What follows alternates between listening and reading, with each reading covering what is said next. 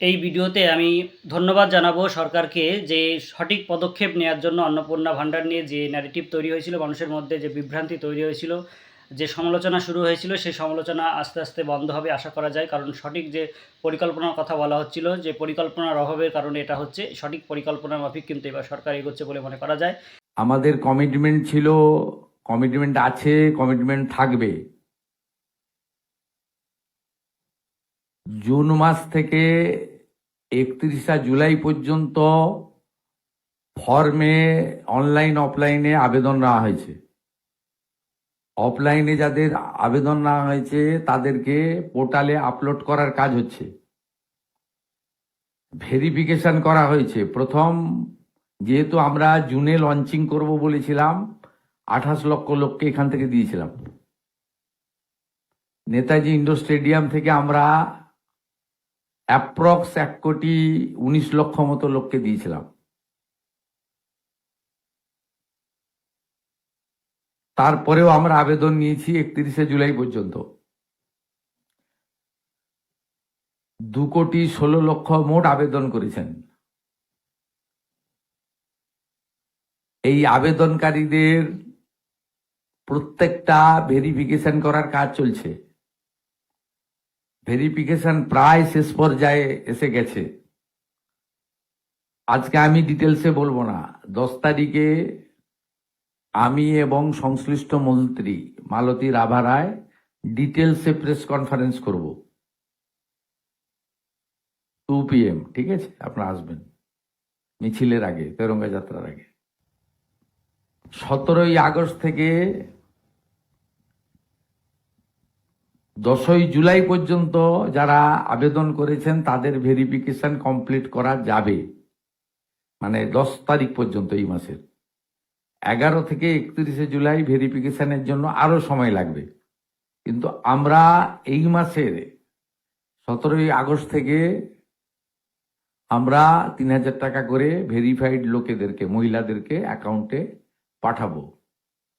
এবং কারা কারা বিবেচিত হবেন সম্পূর্ণ ক্রাইটেরিয়া 10 তারিখ সোমবার বলে দেব।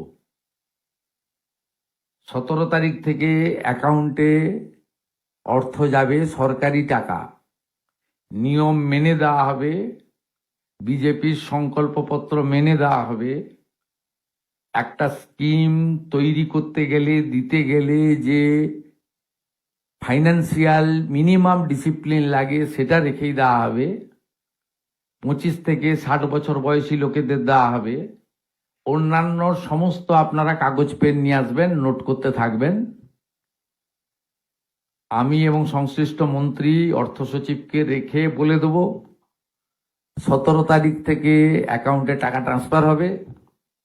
আর এটা কেবলমাত্র এই মাসে হয়ে যাবে। পরের মাসে থেকে বিজেপি সরকার যতদিন থাকবে প্রত্যেক মাসে দ্বিতীয় সপ্তাহে টাকা ট্রান্সফার হয়ে যাবে। অতএব এটা নিয়ে বিভ্রান্ত হওয়ার কিছু নেই। আমাদের সব সোশ্যাল মিডিয়া টিম যারা যারা রিল বানাচ্ছেন, রিল করছেন, খুব নজর রাখছে। যারা মিথ্যা তথ্য দিচ্ছেন তাদেরকে চিহ্নিত করে রাখছি। মিথ্যা তথ্য যারা দিচ্ছেন তাদের বিরুদ্ধেও আইনগত ব্যবস্থা হবে। জনগণকে বিভ্রান্ত করার কোনো কারণ নেই।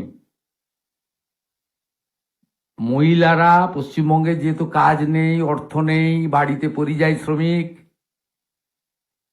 এবং এই অর্থটা মোটামুটি একটা কোনো কাজ না করেই একটা অর্থ বিজেপি এটা দিবে বলেছে, জনগণ এটা স্বীকার করেছে, বিজেপি এটা দেবে।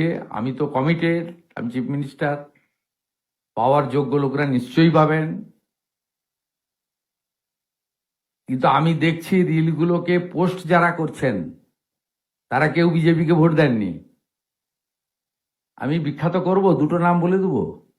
আমি পাই নূর আলম, আপনি ভোট দেননি বিজেপিকে, আমি জানি আপনি কোনোদিন বিজেপিকে ভোট দেবেন না। মেহবুব, আপনি মেয়েদের কাছ থেকে ভিডিও করাচ্ছেন, করে পোস্ট করে রিল করছেন, আপনি ভাবছেন এতে কিছু হবে না। এখানে বিজেপি 100 বছর থাকবে, 100 বছর থাকবে বিজেপি, যে কাজ করে দিয়ে যাবে। এখানে এই লোকেদের আর ফেরত আসার কোনো চান্স নেই। তো ফলতা দেখেছেন, এরপরে রেজিনগর আর নন্দীগ্রাম দেখতে পাবেন, তারপরে কলকাতা হাওড়া কর্পোরেশন দেখতে পাবেন। শুধু দেখতে থাকুন। আর যারা এসব করছেন, আমি প্রত্যেকটা লোককে চিহ্নিত করে রেখেছি। আপনারা বিজেপিকে ভোট দেননি, 2,92,00,000 ভোটের মধ্যে নেই নূর আলম ভাই। আপনি কোথায় ভোট দেন আমি জানি, কোথায় দিবেন ভবিষ্যতে সেটাও আমি জানি। আর আপনার ভোটের উপর নির্ভর করে আমি রাজনীতি করি না, আমরা রাজনীতি করি না। নিশ্চিন্তে থাকুন। সমস্ত দিদি মহিলাদের মুখে হাসি ফোটানোর কাজ আমরা করব। বারুইপুরে দেখেছেন, অন্নপূর্ণা যোজনাতেও দেখবেন।